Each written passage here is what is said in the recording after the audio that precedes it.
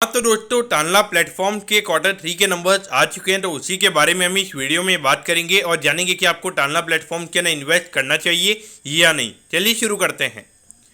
तो देखिए, सबसे पहले अगर हम यहाँ पे डिविडेंड की अगर हम बात करेंगे तो कंपनी ने यहाँ पे 4 रुपये का डिविडेंड क्लियर किया है। यानी कि अगर आपके पास में 100 शेयर है तो आपको यहाँ पे 400 रुपये के लगभग का डिविडेंड आपको यहाँ पे मिलेगा। तो देखिए, लगभग यहाँ पे पूरे फाइनेंशियल ईयर में कंपनी ने 12 रुपये का डिविडेंड दे दिया है। और उसके अलावा अगर आप देखोगे 1200 रुपये पे कंपनी ने शेयर बाईबैक भी किया था। तो ऑल ओवर देखा जाए तो पूरी तरीके से अपने शेयर होल्डर्स को यहाँ पे रिवॉर्ड करने की कोशिश यहाँ पे कंपनी की तरफ से हो रही है।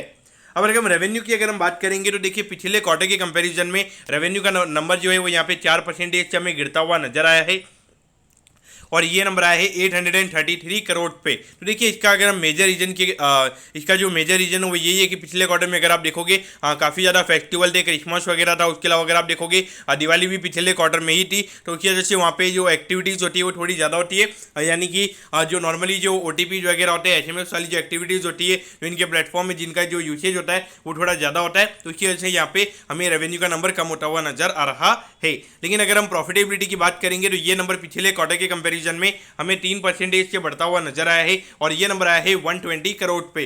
तो ऑल ओवर देखा जाए तो यहाँ पे एक तरीके से एक फ्लैटिश काइंड ऑफ क्वार्टर हमें यहाँ पे कंपनी का क्वार्टरली बेसिस पे नजर आता है। लेकिन अगर हम ईयर ऑन ईयर बेसिस पर अगर हम बात करेंगे तो यहाँ पे रेवेन्यू का नंबर हमें 2% से कम होता हुआ नजर आया है। लेकिन जो प्रॉफिटेबिलिटी वाला नंबर है वो हमें यहाँ पे 14% से कम होता हुआ नजर आया है और ये नंबर आया है 120 करोड़ पे।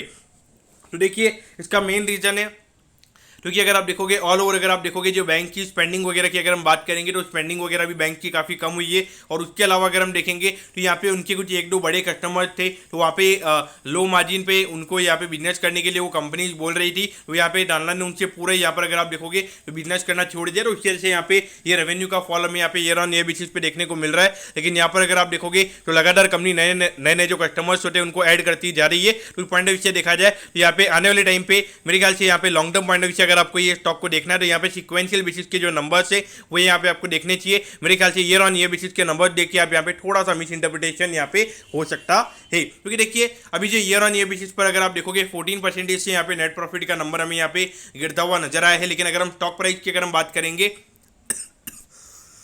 तो वो यहाँ पे अगर आप देखोगे 60 से 70% अपने ऑल टाइम हाई से स्टॉक प्राइस हमें नीचे ट्रेड होता हुआ नजर आ रहा है। तो इस पॉइंट ऑफ व्यू से देखा जाए तो ईयर ऑन ईयर बेसिस पे जो फॉल हमें देखने को मिला है तो वो मुझे लगता है कि वो कहीं ना कहीं शेयर प्राइस के अंदर हमें यहाँ पे प्राइसिंग नजर आता है। तो अब देखिए, लगभग 650 रुपये के लगभग ये स्टॉक हमें ट्रेड होता हुआ नजर आ रहा है। जहाँ तक मुझे ध्यान है अभी लगभग रिसेंटली 500 रुपये के लगभग यहाँ पे स्टॉक ने लो बनाया था। तो वहाँ से अगर आप देखोगे अराउंड 30% की रिकवरी ऑलरेडी आ चुकी है। तो मेरे ख्याल से यहाँ पर आपको क्या करना चाहिए, तो देखिए अराउंड अगर आप देखोगे 3 बजे के लगभग मार्केट में टानला के नंबर आ चुके थे। तो उसके बाद में मुझे लगा कि नंबर इतने कोई ज़्यादा एक्साइटिंग नहीं है, तो वहाँ पे एक हैवी करेक्शन हमें यहाँ पे स्टॉक प्राइस में देखने को मिल सकता है। लेकिन जब मैंने वहाँ पे स्टॉक प्राइस को देखा था तो वहाँ पे एक अच्छे खासे वॉल्यूम में अच्छी खासी बाइंग वहाँ पे हमें होती हुई नजर आई थी। अगर आप आज के वॉल्यूम की अगर हम बात करेंगे तो NSE पे अराउंड 8 लाख शेयर का वॉल्यूम हमें यहाँ पे नजर आता है। तो पॉइंट ऑफ व्यू से देखा जाए तो मेरे ख्याल से मार्केट को ये रिजल्ट अच्छे लगे हैं। और मेन मेरे ख्याल से जो मार्केट को जो क्वार्टरली बेसिस के नंबर भी मेरे ख्याल से मार्केट ये एक्सपेक्ट कर रहा था कि यहाँ पे डाउनफॉल आ सकता है नंबर्स के अंदर। लेकिन यहाँ पे कंपनी ने 2-3% की ग्रोथ दिखा दी है क्वार्टरली बेसिस पे। तो उसकी वजह से मुझे लगता है कि मार्केट को ये नंबर पसंद है, क्योंकि मार्केट को ये लग रहा है कि धीरे जब आने वाले टाइम पे जब रेट कट्स होंगे फिर से स्पेंडिंग बढ़ेगी तो वहाँ पे कंपनी के जो नंबर्स हैं वो हमें और इंप्रूव होते हुए नजर आएंगे। और लगातार ये जो कंपनी इनोवेशन कर रही है,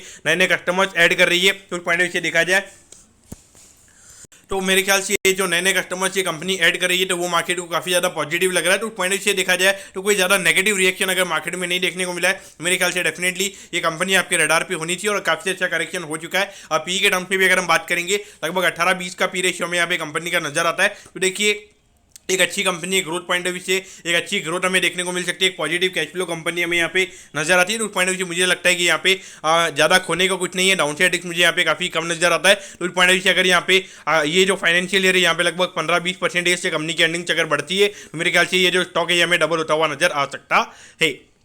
तो दोस्तों, मैं बताऊंगी टानला प्लेटफॉर्म के जो क्वार्टर 4 के नंबर्स है वो आपको अच्छे समझ में आ गए होंगे। अगर आपकी कोई भी क्वेरीज है आप कमेंट कीजिए, मैं जरूर आपके कमेंट पर रिप्लाई करूंगा। ओके दोस्तों, thank you, have a nice day.